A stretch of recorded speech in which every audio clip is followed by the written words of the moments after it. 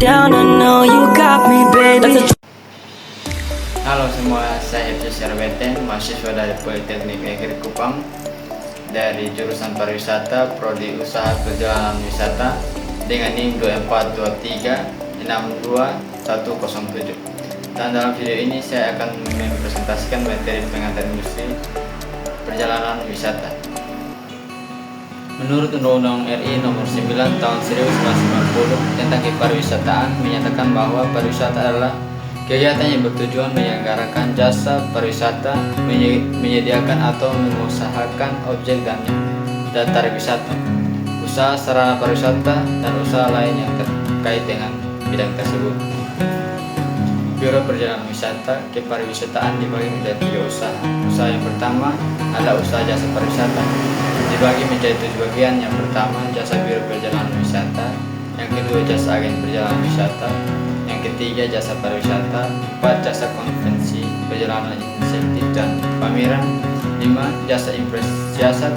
6, jasa konsultasi pariwisata. Yang ketujuh, informasi pariwisata. Usaha yang kedua adalah pengusaha objek dan daya tarik wisata, meliputi 3 bagian. Yang pertama, pengusahaan objek daya tarik wisata alam. Yang kedua, pengusahaan objek daya tarik wisata budaya.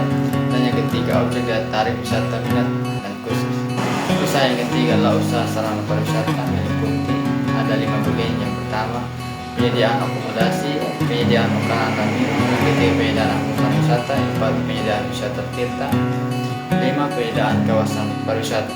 Yang berikut jenis perjalanan wisata. Yang pertama, business travel, yaitu perjalanan untuk tujuan bisnis.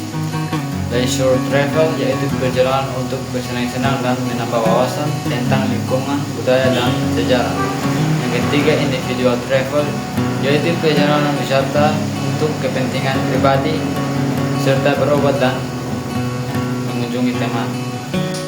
Yang berikut, fungsi perjalanan wisata dibagi menjadi 2 fungsi, yaitu yang pertama, fungsi umum, meliputi beberapa bagian. Yang pertama, persiapkan dan mengurus perjalanan wisata. Yang kedua, memberikan informasi dan penerangan tentang perjalanan wisata. Fungsi yang kedua, fungsi khusus, adalah sebagai perantara antara wisatawan dan industri pariwisata, dan memberikan informasi tentang daerah tujuan wisata, memberikan nasihat dan petunjuk tentang acara wisata, dan membantu pemilihan hotel, transportasi, dan fasilitas lain. Fungsi BPW sebagai organisator, yaitu yang pertama, menciptakan kerjasama antara wisatawan dan industri pariwisata. Yang kedua, menyiapkan paket wisata yang sesuai dengan kebutuhan wisatawan. Biro Perjalanan Wisata. Biro Perjalanan Wisata adalah industri pariwisata yang menghasilkan produk untuk kepuasan dan kebutuhan wisatawan. Produk ini mencakup semua jasa yang dibutuhkan wisatawan, sejak berangkat hingga kembali. Biro Perjalanan Wisata juga merupakan usaha jasa komersial yang mengatur, menyediakan, dan menyelenggarakan pelayanan bagi wisatawan. Yang berikut struktur organisasi perusahaan. Yang pertama, general manager. Yang kedua, manager. Yang ketiga, supervisor. Yang keempat, karyawan. Yang berikut lingkup pekerjaan Biro Perjalanan Wisata. Fungsi pemasaran sangat penting dalam mempromosikan produk wisata dan meningkatkan penjualan.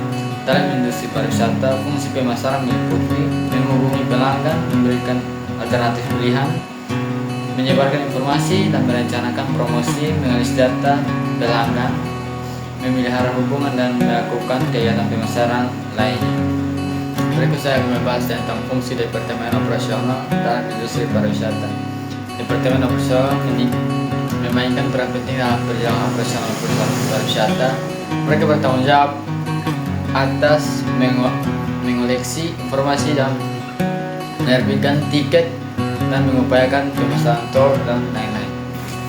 Yang terakhir, fungsi operasional Departemen Keuangan meliputi berbagai aspek berikut. Yang pertama, pembukuan dan akuntansi, bookkeeping and accounting.